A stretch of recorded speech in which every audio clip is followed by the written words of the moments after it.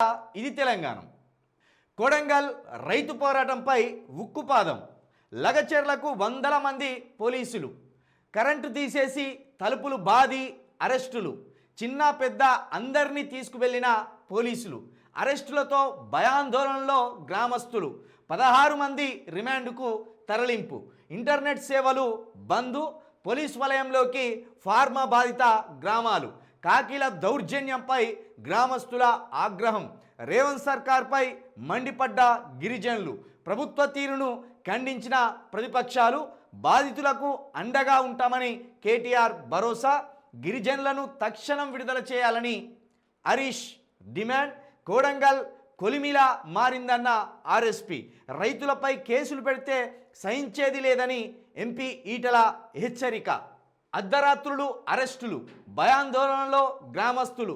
ప్రజా పోరాటంపై ఉక్కుపాదం మోపుతూ సీఎం రేవంత్ రెడ్డి ప్రజాపాలనకు సరికొత్త అర్థాన్ని చెబుతున్నారు. ఇందిరమ్మ రాజ్యం అంటే ఎమర్జెన్సీ అని మరొకసారి నిరూపిస్తున్నారు.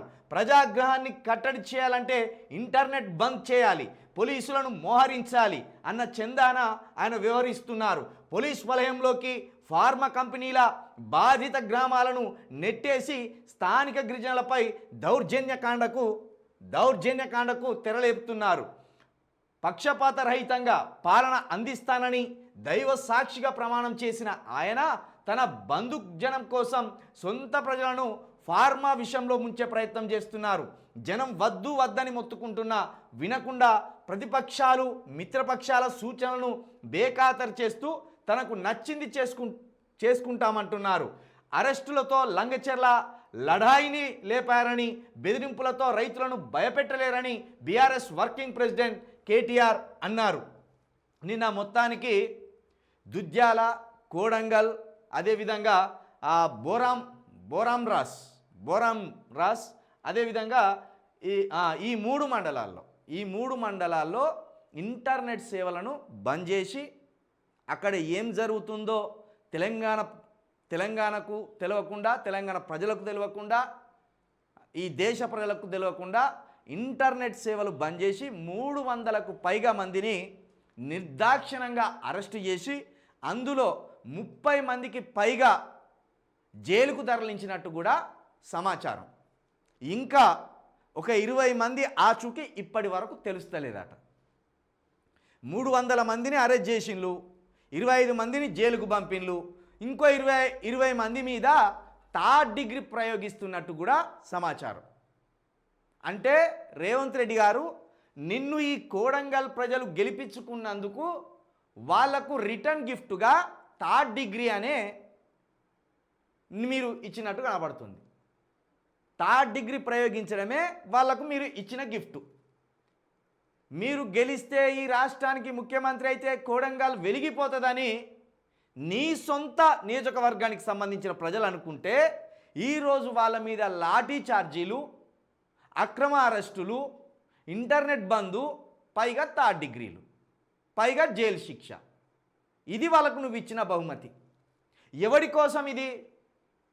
ఎవడి అభివృద్ధి కోసం ఇది ఈ అరెస్టులు? ఎవడి అభివృద్ధి కోసం ఈ థర్డ్ డిగ్రీలు? ఎవడిని బాగుపరుద్దామని ఈ ఇంటర్నెట్ సేవలు బంధు?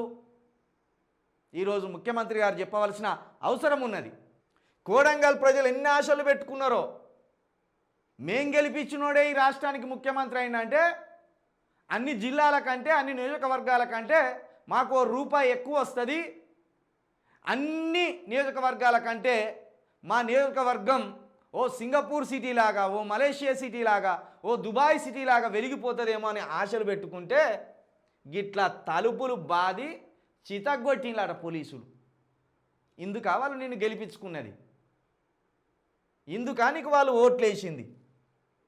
నీ తమ్ముల జేబులు నింపడానికి, నీ బంధువుల జేబులు నింపడానికి, నీ బామ్మర్దిని అభివృద్ధి పరచడానికా నిన్ను ముఖ్యమంత్రిని చేసింది ఈ కోడంగల్ ప్రజలు. పైగా వీళ్ళు ఎవరు?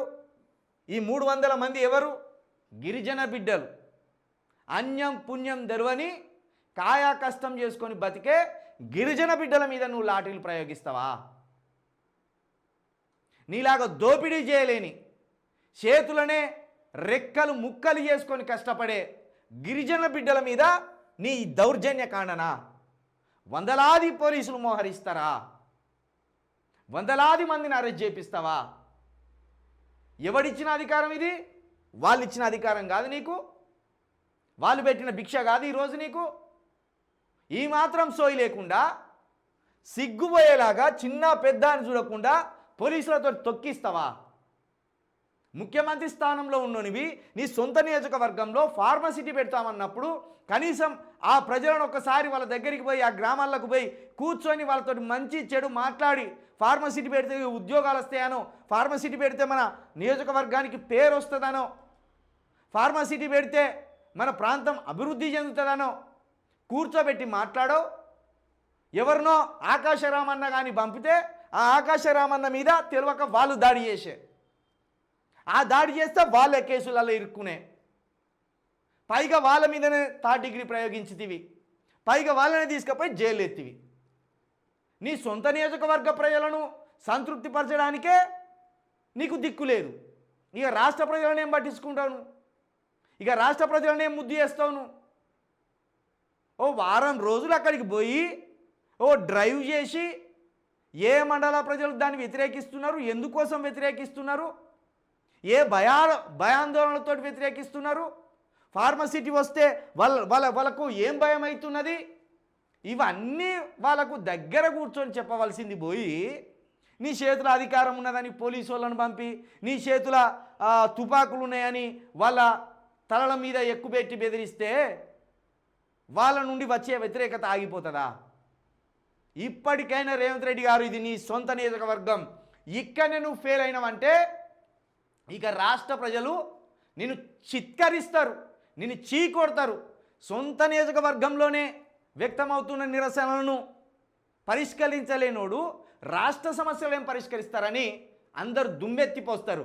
ఇప్పటికైనా వెంటనే అక్కడికి వెళ్ళి కూర్చొని మాట్లాడి ఆ సమస్యను పరిష్కరించమని కోరుతున్నాం మేము.